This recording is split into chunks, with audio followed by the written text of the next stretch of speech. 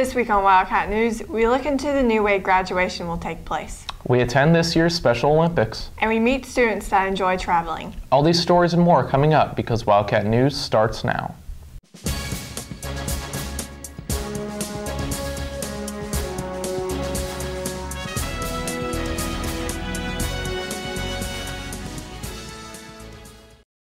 Good morning, West Johnston. I'm Mason Butcher. And I'm Miranda Bean.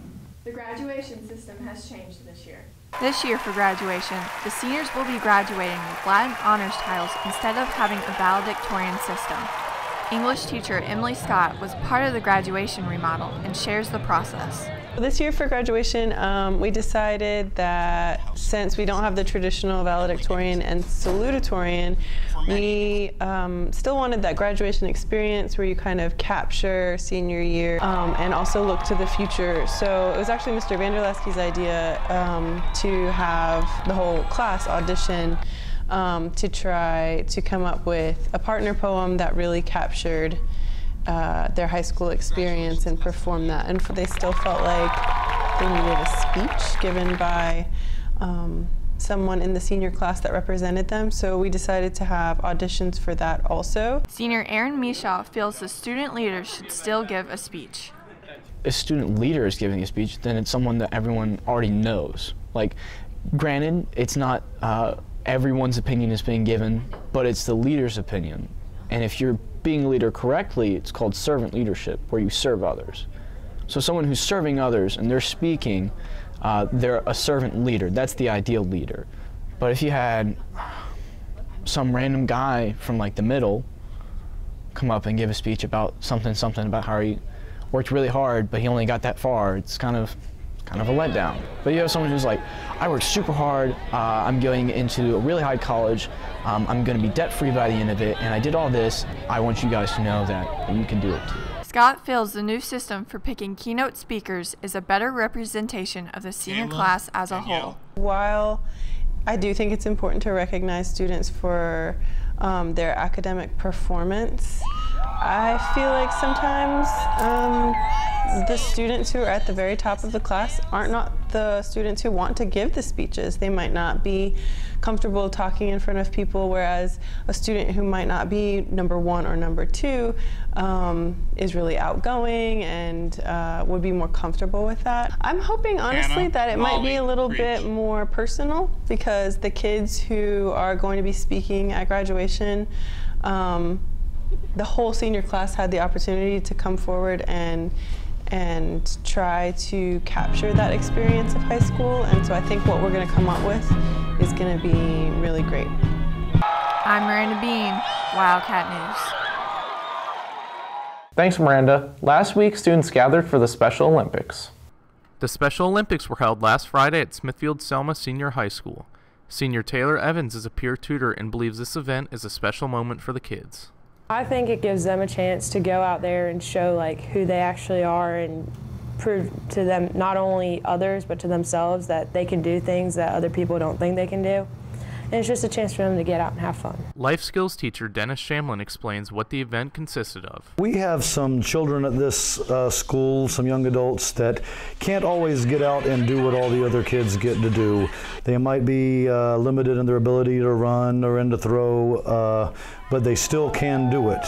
And this is a good way to match them up with people that's on their competition level. Shamlin shares his favorite part of the event. But to watch our kids get the medals put around their neck, and it didn't matter if it was first, second, or third place, although we had a lot of first place, it was just nice to see the excitement.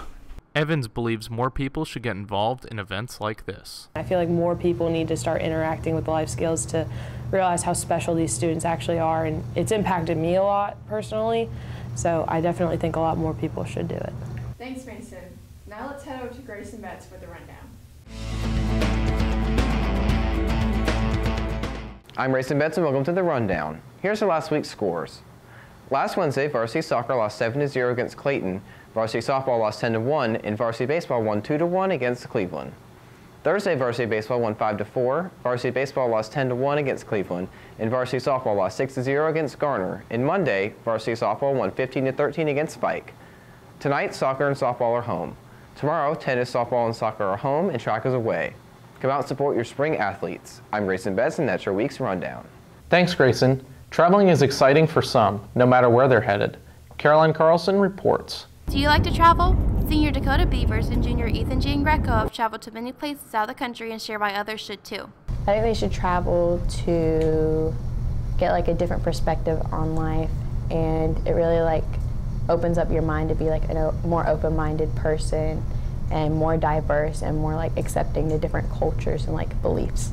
I think it's a cool way to learn different parts of the world because each part's a little different, but there's also similarities within that. That's actually something I want to study in college is cultures or international studies, and I feel that traveling lets you do that.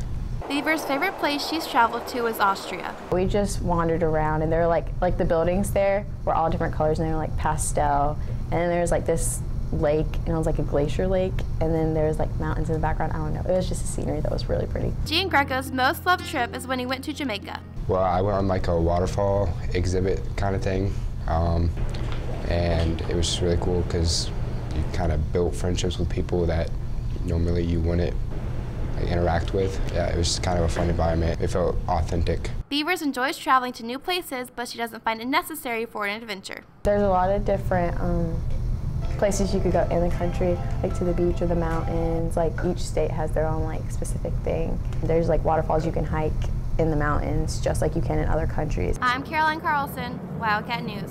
Well, that's all for us this week. If you have any comments, questions, or story leads, email us at wjstudentmedia@gmail.com or send us a tweet at wjstudentmedia.